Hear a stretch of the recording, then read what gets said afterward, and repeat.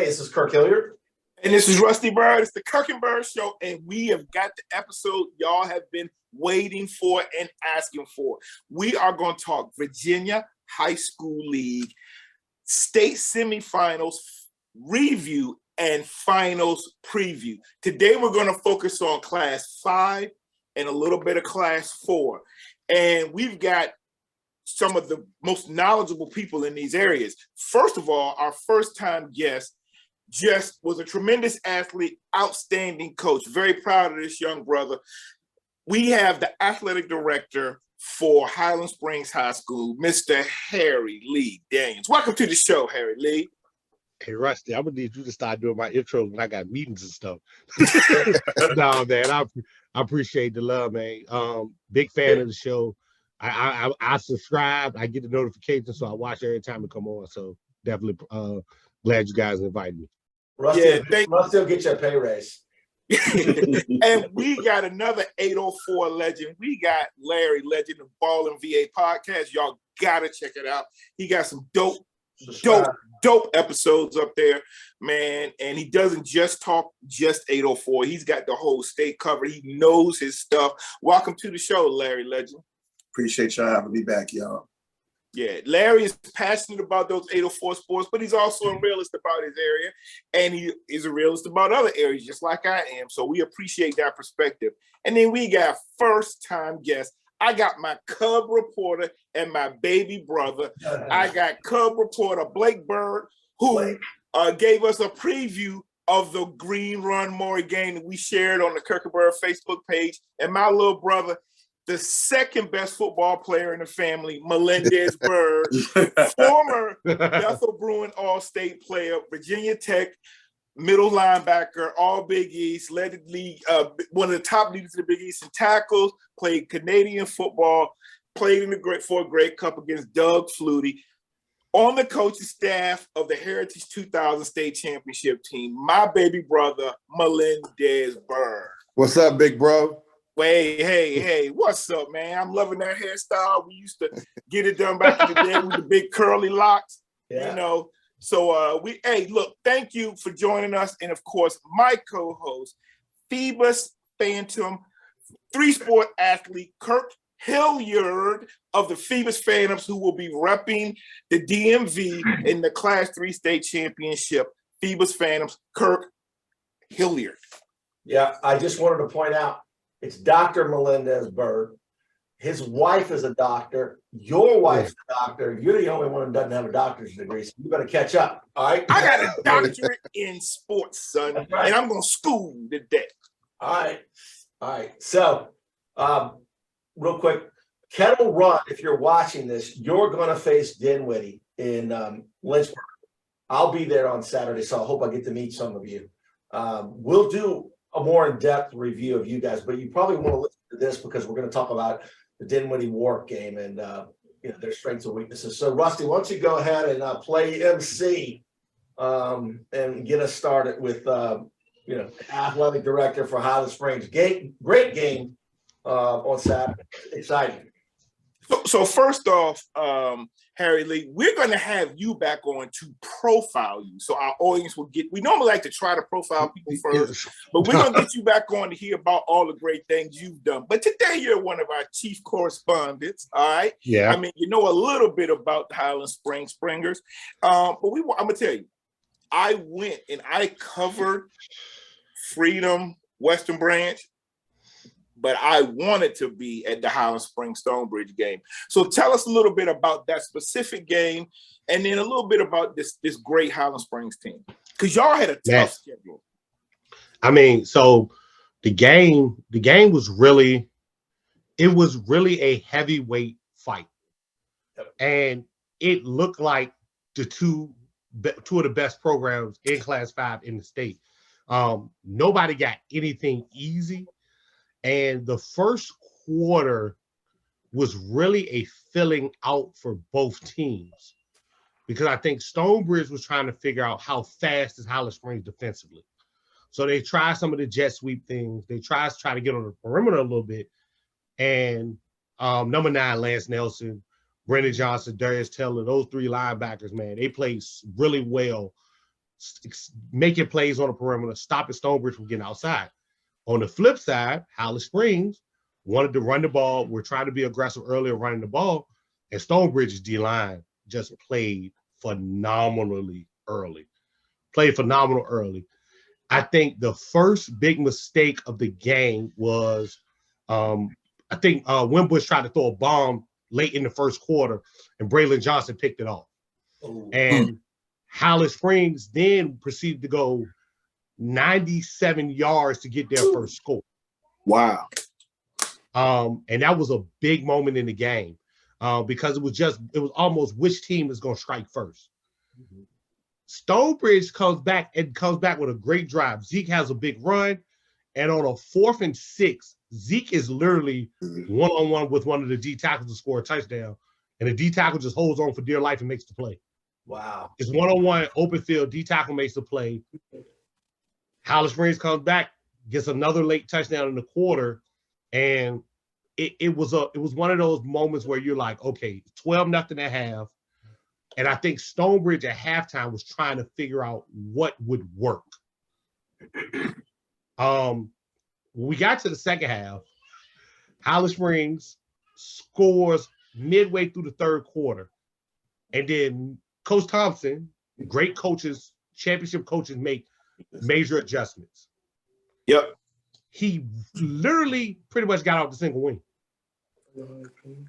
Went to almost a 3-receiver set, running zone read with Zeke, moving Hilton around to get him matched up on linebackers and coverage. He brought Suarez in at quarterback. And it gave another wrinkle to Highland Springs, and they started to move the ball. Yep. Yeah, right. And Stonebridge got a touchdown early in the fourth quarter. Highland Springs had some penalties on the next drive. They killed the drive. Stonebridge comes back, gets another touchdown after Hilton makes the kid number 1 for Stonebridge. Kudos to him and Zeke. Because those kids, Colton hits it. They look like they looked at each other and said, you know what? If we're going out all guns blazing. He made a catch over the middle, spun, broke 2 tackles, got face mask, got all the way down to like the 2-yard line. Zeke makes a play, scores, and then we're about 3 minutes left in the game. Highland Springs is up 5. And the outside linebacker from Stonebridge, one-on-one with Takai Heath, number 2 for us, just makes a great ankle tackle, stops him on third down. Highland Springs has to punt. But on that last drive, knowing Stonebridge had exhausted all timeouts, and now we know you have to throw the ball downfield, it was tough, and they got 1 first down on a slant early. Our defensive coordinator, Coach Simmons, made a quick adjustment on how he was going to cover Zeke one-on-one, and just forced Stonebridge to go to other places. And on the last ball, Suarez just threw it up, and it hit the turf, and the rest is history. But I'll say this. Major kudos to Stonebridge's coaching staff, as football coaches, by how they adjusted, I think twice. Because I think early on, their first adjustment was, we can't really go outside, so let's run Zeke inside more. Then when that didn't work, they were like, okay, let's go spread. They continue to try to adjust, as championship coaches do. Mickey is a legend in our state. So to see him and that group, they fought to the end, and that's what it was supposed to be. We knew it was going to be a war. We knew it was going to be a battle, and the Springers will practice on Monday. Right. Thank you. That's good. That's some good stuff. Larry, your thoughts? I echoed it. Man, that was like a old school boxing match, man. It was just back and forth. You was on the edge, man, the whole time, man. And like I said, I don't have all the terminology, like Harry Lee, some of you guys got, man. But I'm gonna tell you, man, if you paid whatever money that you paid to see that game, man, it was probably one of the best games that I've seen, because Highland Springs really earned that win. And then you look at what a true champion of what Stonebridge does. Stonebridge just went out, man. Like I said, they made adjustments. I mean, you really didn't know what they was going to do. Like sometimes you think they should punt, they didn't punt. You know, we're just back and forth, man. It was just a slugfest. So for me, I ain't gonna go too much into that, man. But it's one of the best games I've seen this season. Okay. I mean, imagine this: if you're Stonebridge, your only 2 losses this year, only 2, might be 2 of the greatest teams to ever play in the state of Virginia. And I'm talking about we know Freedom has been historic, but they've never won a championship, so they got to get it done. But Highland Springs, who lost last year to Stonebridge, who was the 2-time, champion. But like this Highland Springs team has been on a mission. And man, like y'all schedule was crazy. Like you were beating the best teams in the state of North Carolina, West Virginia. You beat Stonebridge, one of the best teams here. But then I look at even the 804 area teams that were like really good, and y'all beat them too. Tell us about that schedule. Did you put that together? So I am not going to take credit for the craziness of our schedules. You should. You should. No, man, listen, our head coach, Lauren Johnson, man, he has a vision of what he wants the program to look like. He continues to evolve with that vision. So in 2018, after we won our 4th in a row, he wanted to send a message. And his message was, we want to be known undisputedly as the best team in the state of Virginia. So in 2019, we played Oscar Smith, North Stafford, Colonial Forge. Like we sought those games out.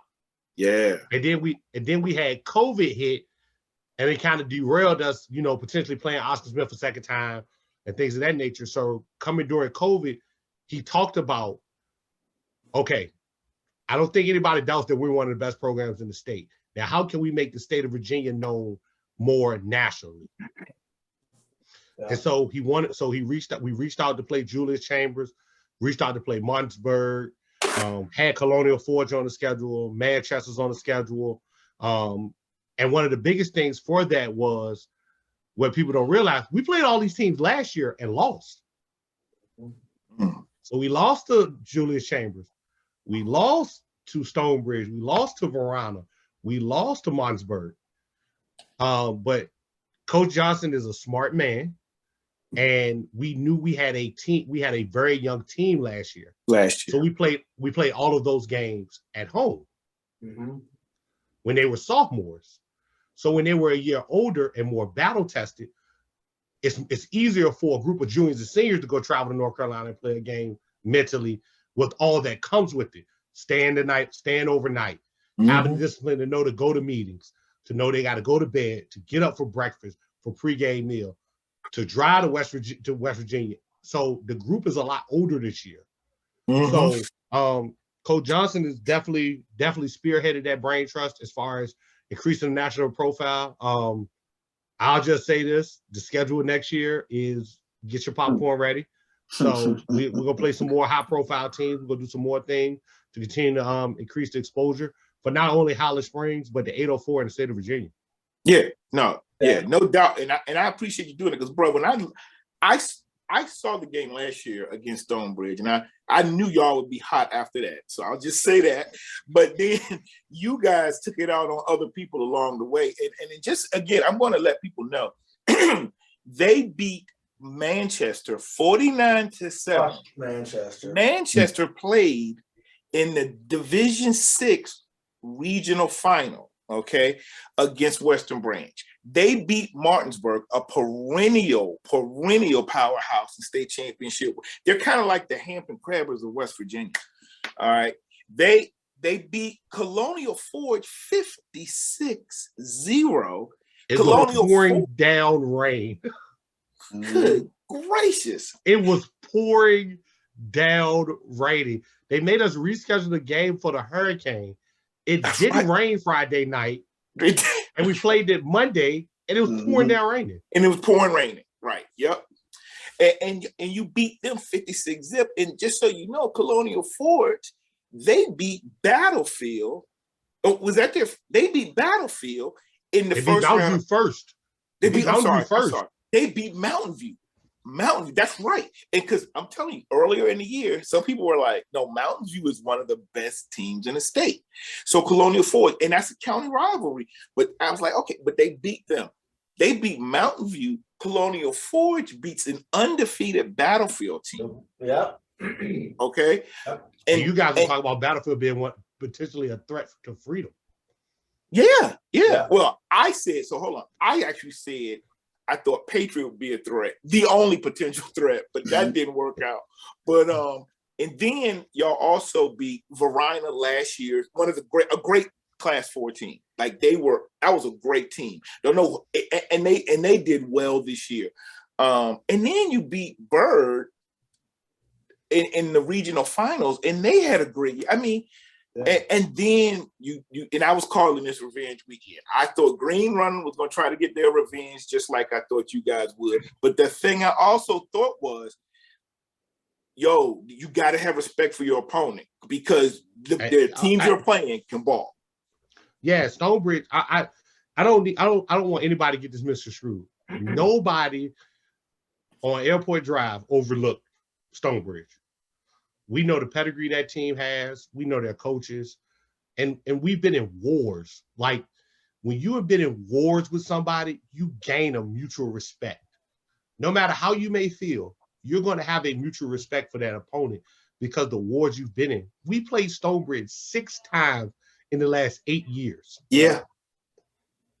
Man, I went to those finals. I went to those championship games, and those were just great games. They used to have that. Yeah. They used to have that with Phoebus back 2001 to 2010. Yeah, that was a pretty salty. So Mickey Thompson and his sons and the whole staff. I met the offensive coordinator the first time the other night. But yeah, and by the way, they've always said about Highland Springs, we know exactly what we're getting. We know the coaching is excellent. We know the players play, and there was a lot of sportsmanship in that game also. But something just popped in my head. Before we go and start the illustrious broadcasting career of Blake Byrd, 8 years from now, we're going to get millions of views in this because he's going to be a star. But if Highland Springs can win the basketball championship, has a team ever won football and basketball? Blake's shaking his head because he thinks Maury's going to win it. Has a team ever won both 2 years in a row? I'll be willing to bet no. But we're not going to get into basketball conversation. But that would be interesting. And then Stonebridge did it the opposite way. Okay. Stonebridge won the COVID year. Stonebridge won it in basketball, football, and then came back and won the football again. I was at both though, 2 years in a row. So we didn't win the football last year. So we'll have to. Oh. Okay. That's right. Yeah, we didn't win the football. That's such a great idea. We need Blake. Let me tell you where it would have happened. Actually, the Bethel Bruins had Allen Iverson had a chance to play his senior year, probably could have done it. Yeah, I agree with that. They would. Did Ronald Curry do it? No, he did. No, but he didn't win 2 basketballs. He didn't win 2 basketballs. He didn't do basketball. No. That's tough. But you know what? We have to look that up. I'm sure some of our viewers can tell us because some of those great Martinsville teams from back in the day, I don't know. We'll have to look that up because back to back in both is a double is tough. That's tough. Yeah. All right. So look, let's go now to that 7-5-7 matchup where we had Green Run, a off the chain scoring dynamic team. We had a great quarterback that transferred in this year, and they had already had it rolling for a couple of years. I was predicting that if anybody was going to beat them, it might be Kempsville, but Kempsville might have needed some bad weather. All right. So I told you a long time ago, don't even mention Kempsville. Kempsville I told you. Lost 4 games in the last 2 years, and they were right. I said don't even mention them. That's a bad matchup. Kempsville does not matter. Okay. But they could run, and I was saying if the weather was bad. But okay, let's go there. Okay, let's go there. Green Run had a tremendous season. All right. The last 2 years, they've been upended by Maury. All right. And so Maury was in the state championship game. And then but Maury won in 2019. Is that correct? Yes. Yeah. So they won in 2019. So they've been on a roll these last 4 years. And that was against Highland Springs, right? No.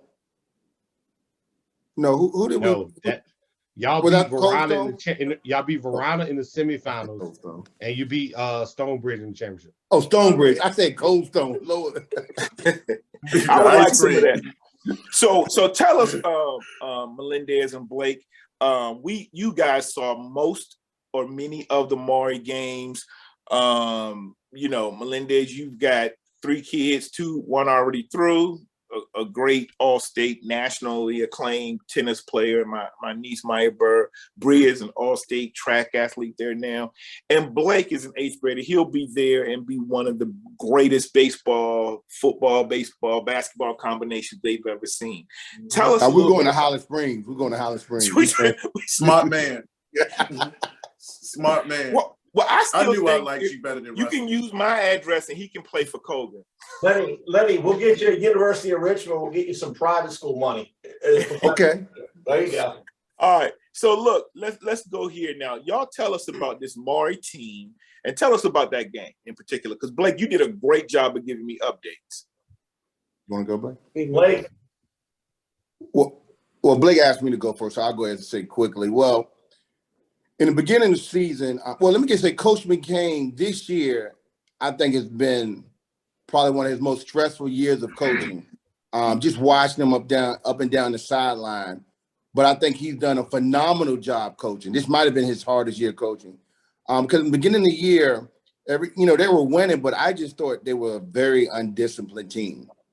I think I shared that with you multiple times. And I've seen Maury play a little bit less than a handful of games. But the 2 or 3 games that I went to, I said, this team can't win state unless they become a disciplined team. What changed the whole culture of the team around was that day, Blake, y'all didn't have to go to school on Friday. That the weekend y'all had to play the Monday game. Right. That's right. That Friday, the school shut down. The coach had the team in there, 10 o'clock, all day long. And we went to the Churchland game homecoming. Yeah. I said, they got the discipline back. I said, they're ready now. Because I saw them play against Churchland. They dominated against Churchland. And I said, the boys can play. Okay. And then fast forward to Kentfield. What was your pregame prediction about you shared?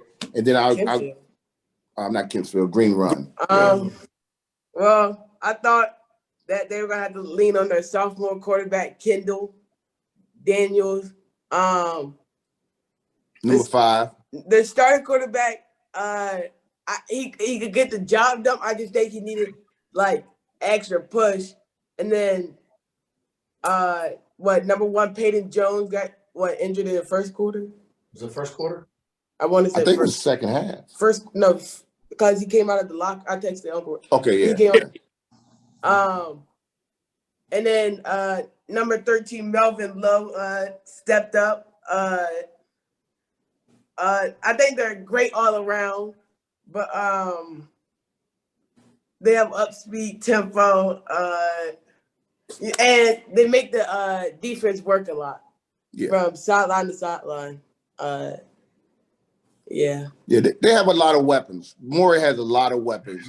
And the one thing they can do, you can lose one and somebody steps right in. I agree with Blake 100%.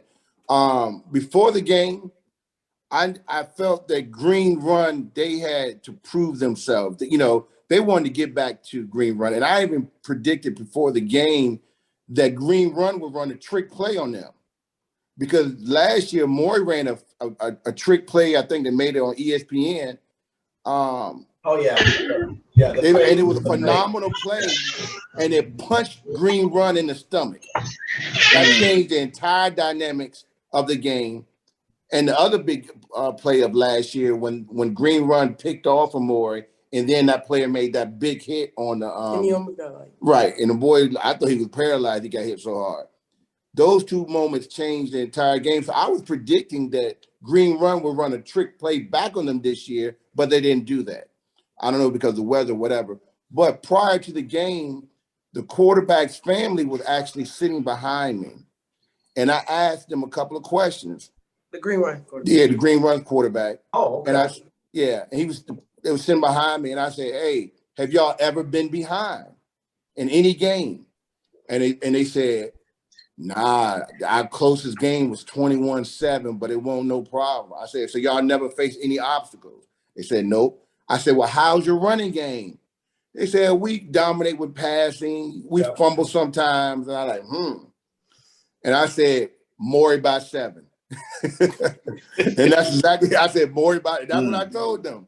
But we had a great time in the stands talking. I was actually pulling for the quarterback to do well because I wanted to be a dynamic game, which it was a great game. But I think Maury did a great job of just punching them back in the mouth. They have a good system. I think Green Run did win because they didn't have like the strength of schedule like Maury did. Maury had a lot of competition to face, and I think Maury also outcoached them.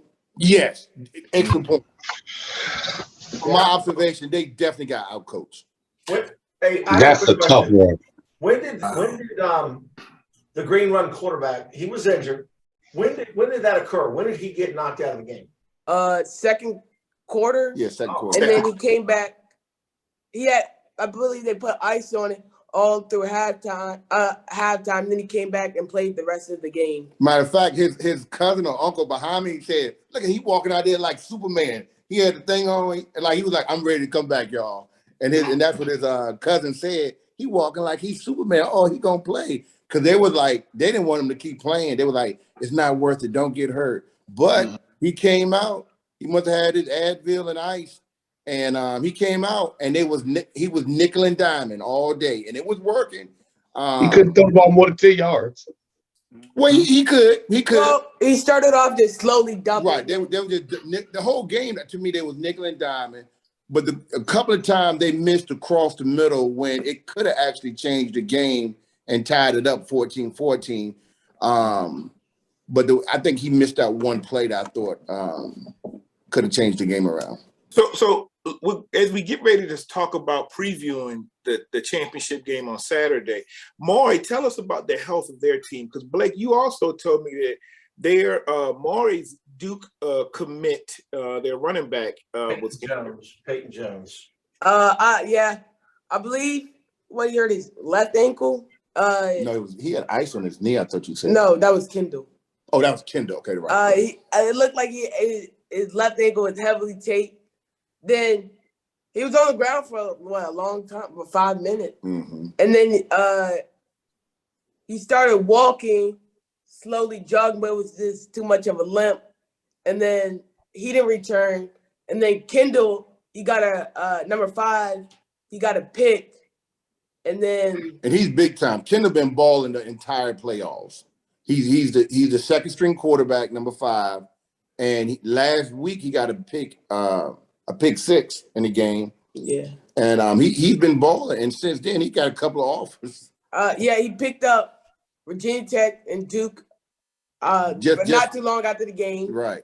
And then I do know he's very smart. I can't think of a word. What's the guy you referring to? Kendall. Oh, Kendall. Oh. He got good grades. So let me. But Virginia Tech, as people know, you don't really have to have good grades to go there. Two people on this panel right here went to Virginia Tech, and I'm not that smart.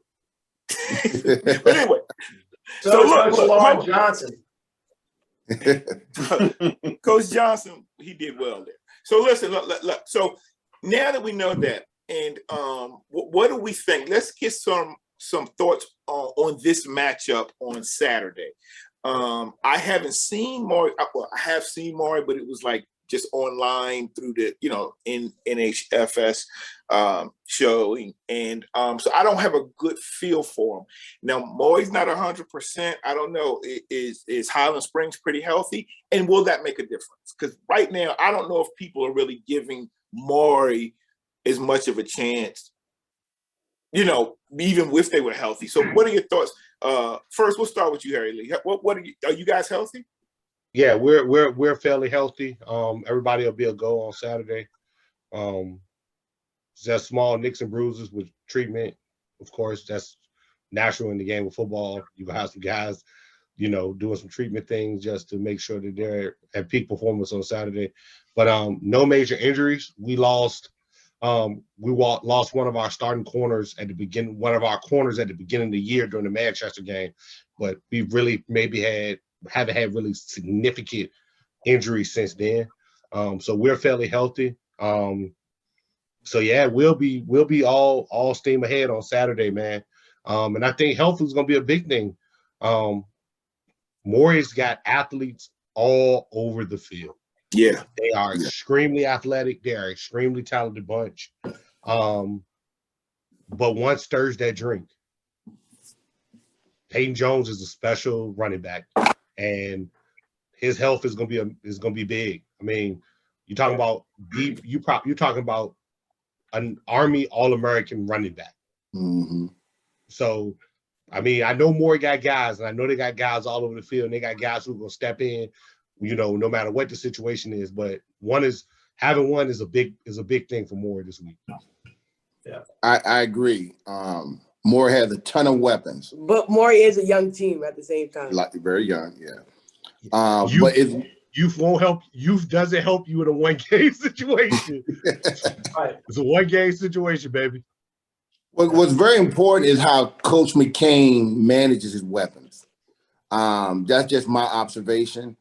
How does he manage them? And maybe he's been holding them back because he has a lot of weapons.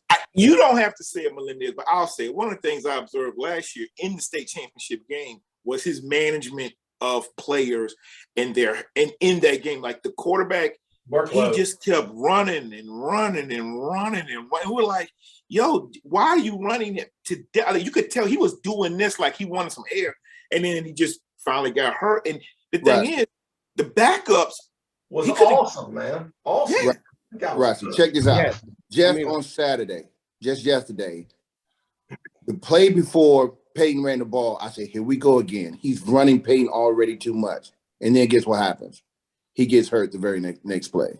Wow. Yeah. And y'all just have too many weapons to not be able to distribute the talent.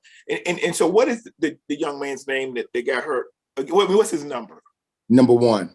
And who number 5 is the other kid? Number 5 is the backup quarterback. He was the backup last year, right?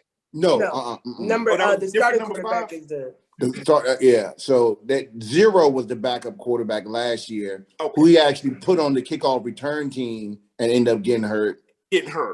Right. But I think the coach is a phenomenal coach.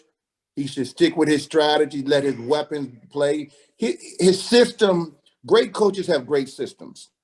And his system kind of reminds me of Hampton High, where you can put a player in and they're going to execute a play. You know, I watched some of their practices.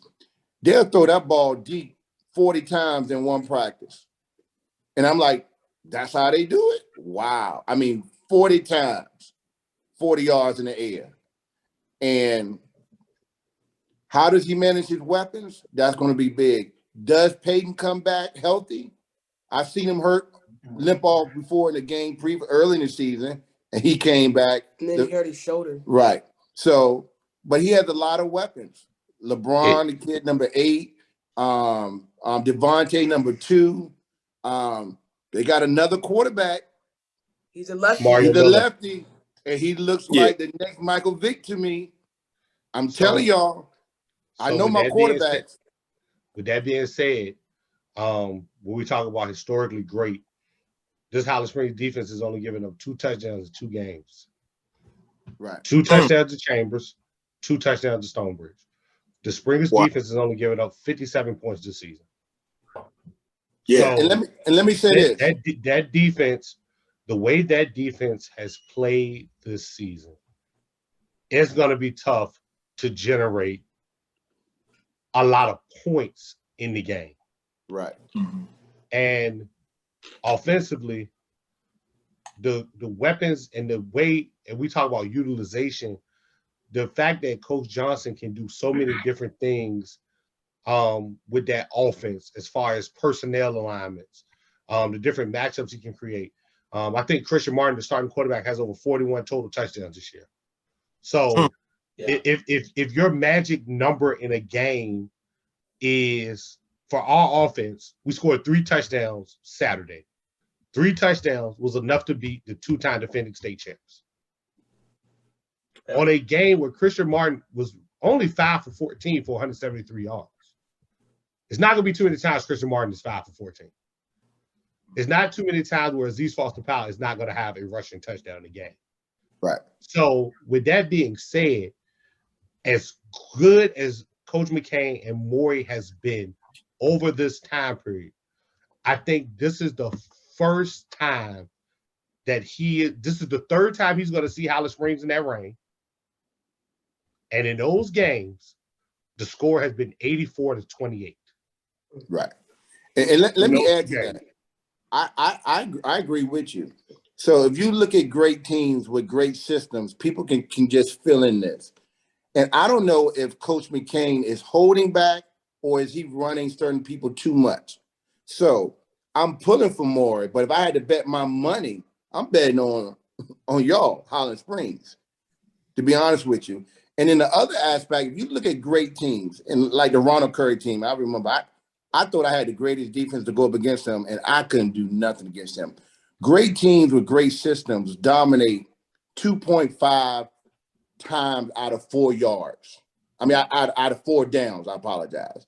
They dominate 2.5 times out of every 4 downs. Does that make sense? Yeah. But even still, right. But Maury only dominates, I would say, 1.3 times out of 4 downs. So that they're going to get you one of those downs. So, but if I had to bet my money, I'm putting my money on Highland Springs. Yeah. I'll say this: every team's got a chance because it's 48. It's 48 minutes. It's anything can happen in the course of a football game. And it's 3 phases. Offense, defense, and special teams. And I was going to get to that point. Right. Is Maury going to be good enough in all 3 phases to win the game? I'm going to tell you, whoever blocks the punt first is going to win the game. I guarantee you that. So my man Larry Legend is sitting down there like we're running the 4 corners and he can't get a shot off. I love Larry, it. I'm just interested, man. Let's do the formal predictions and then let's move on and talk about Dinwiddie. So, Larry, I know who you're gonna go with, but why don't you give us just a few sentences on why you like who? Why I like who? Who are you picking and why do you like them? Sorry about that. For this championship. On with Highland Springs, represent the 804. All right. Besides 804. And I told you, we don't lose to 757. Oh my goodness. All right. Okay. Got it. I mean, in all actuality, Coach Johnson never lost to a 7-5-7 team. Okay. I bet you they ain't got nothing for that though. Man, if we want we have a Jerry Springer episode and you do the 757 versus 804 757. All right. So let's let our guests go. Mr. Blake Byrd, who are you picking? And you got to go to Maury, brother. Well, I got Maury down 7-21 at halftime. Now I have them coming back winning 35-21.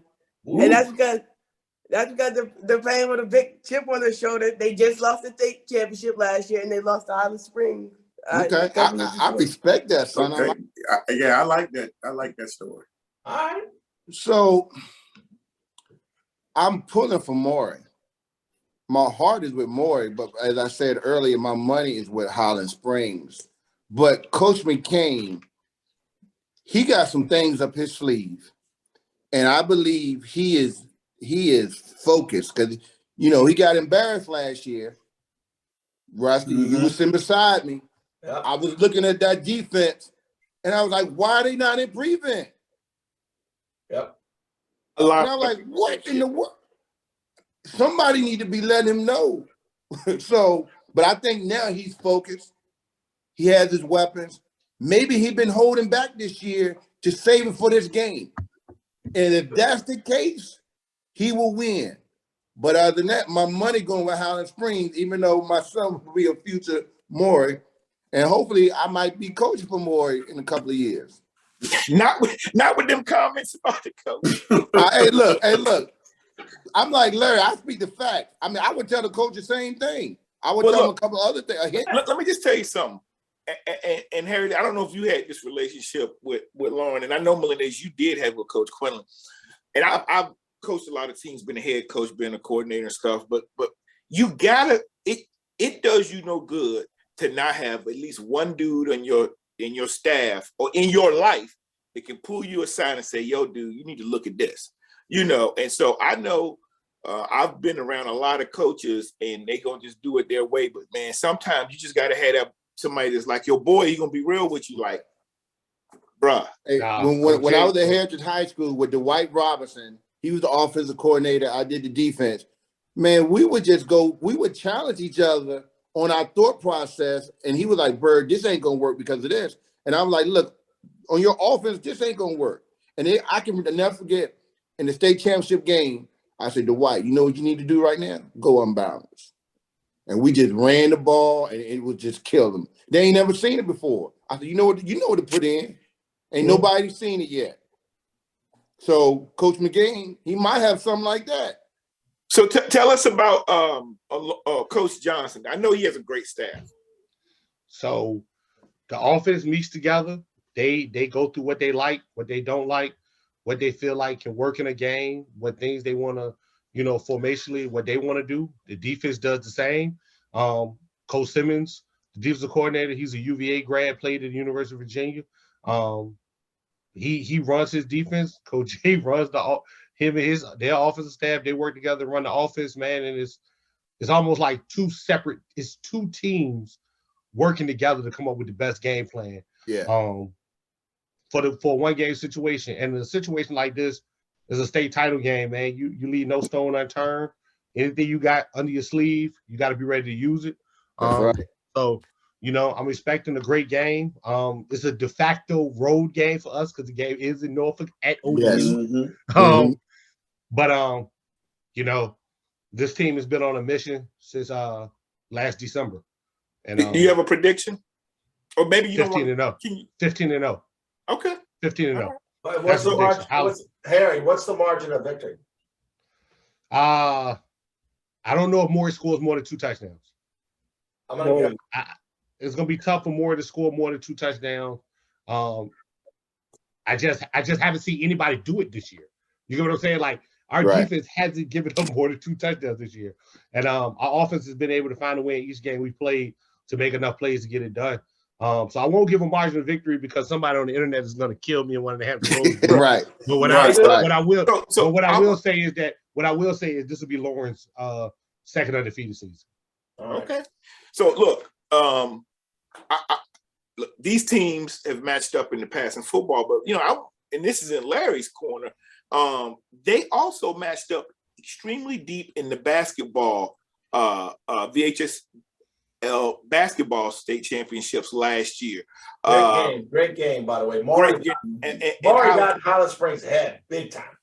Yeah, and so you guys pulled that through last year, beating Maury, and I look at it like this. It's a matchup of 2 great teams. Clearly, Highland Springs has a history over the last 15, 20 years. But Maury's won one. So actually, Maury has won one more recently. Is that correct? Because they won in 19, and you guys won in 18. Maury won it. We won it from 15 to 18. We beat the team in 18 that won it in 19. Okay. All right. We played Dre Lambert, Beasley. We played those guys when they were juniors in 18. So we knew kind of in 18, like, yo, they got some brewing down there. Right. Yep. So the teams are familiar with each other. I think it's great players. I think I would have predicted Highland Springs to win anyway, but I think with the injury to the Maury running back, even if he plays, if he's not 100%, I just don't think it's gonna. I don't think they're gonna win. So I think Highland Springs again. I think they finished the job. I will say this again: they had the tougher schedule. And let me just real quick from everybody.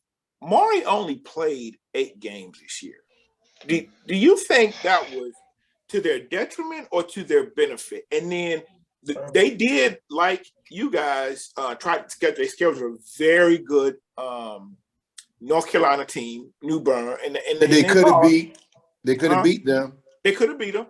But I was worried all year about this 8-game schedule. So Harry Lee, what are your thoughts? So I'm gonna be transparent moment. The 757 has to do better in giving their teams more flexibility in their schedule. I think that was Green Run's detriment 2 years in a row. And I think it hurts more a little bit because in some situations, it helps to play an unfamiliar team outside of your area, outside of your geographical footprint, to give you something different. Because in the state, you have to play outside of your geographical region to win the state. This might be something we want to look up, because I've heard that the Beach District has enough teams that they don't need to play out of conference. So the beach does not play outside. It's a locked schedule. There you go. Yeah. But the issue is you play a 10-game schedule down the beach, and then that is the playoff. So for Green Run, they literally play the same teams that already played in the regular season in the playoffs. Yeah. So when you get they're to in the a game region, that's the region. That's the region. So when you get to a game against a team like Maury, and it's unfamiliar, somebody that can match you speed-wise, now you're stuck in limbo. When if you would have got to play outside of your area, and maybe Green Run could have played Phoebus or played Oscar Smith or played even Warwick. Yes, great example. You could have had some type of differentiate, or even if Green Run would have said, hey, let's travel and play a Hopewell in Richmond or a Verona in Richmond, just to do something different, because Green Run has went 26-0 against Beach District teams in the last 2 years, and they haven't played for a title yet. Yeah. And Russ, that's what I told you, and you kept saying Kempsville. Nope, don't mean nothing. It's a bad match. It's a bad matchup when you're playing against a team that's naturally faster than you, and you play man-to-man defense.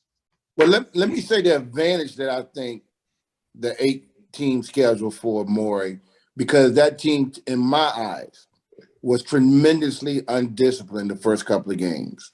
And I believe he used a lot of them Fridays, Saturdays to go in there and just break down the film, talk to them, and maybe stay fresh, but they still have multiple injuries. But Maury didn't have a game until week 2. Yep. Yeah. Then had a bye in the middle of the year. And then they had a bye for the first round of the playoffs. Yep. Yeah. Yep. Yeah. No, that's big. That's big. So look, guys, Kirk, it's time for your prediction on this game. Are you gonna go with your 757? Did you make one, Rusty? Yeah. Oh, I said Highland Springs. Oh, good, because it's age before beauty. You're 4 months older than me. I'm gonna take Highland Springs, and that's strict. I mean, that's a nuts and bolts. That's not any emotion there. If there was a spread, which there may be in Vegas, I would do 10.5 over and under 46 points. But I like Highland Springs by 10-14, and Highland Springs will win the state championship. If Maury wins, it'll be a big upset, and no disrespect to the 757, but state champion was state championship was yesterday. Stonebridge second best team. All right, so Dinwiddie people,